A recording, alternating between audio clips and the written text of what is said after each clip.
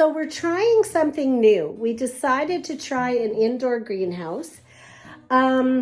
With the cost of vegetables and getting hard to find organic sometimes the supply isn't good. We had this indoor greenhouse. I'll just show it to you. It's got the fans. It's been insulated just like a house. I'll show it to you. It's been insulated just like a house. So we have these fans, we have this recovery system, we have these LED lights, we have a heater. So we just started, ourselves and some friends of ours decided to start this project. We've got some nice spinach growing in here. And then over here we've got some nice cauliflower and some red peppers growing.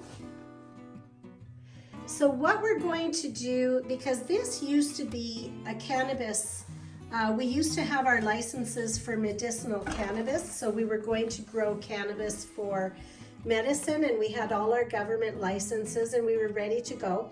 But we decided, for whatever reason, I wanted to concentrate on vegetables rather than cannabis. And even though I might explore a few cannabis plants for pain and stuff like that, we've decided that we're going to concentrate on vegetables, because if we can get this indoor greenhouse to,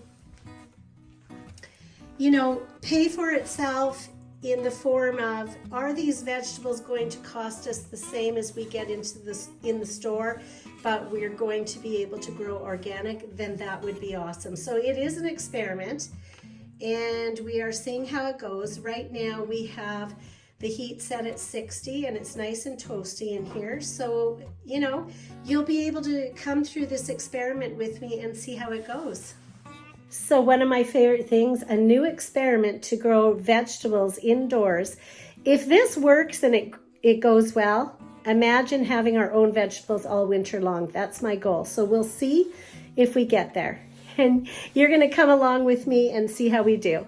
You have a great day.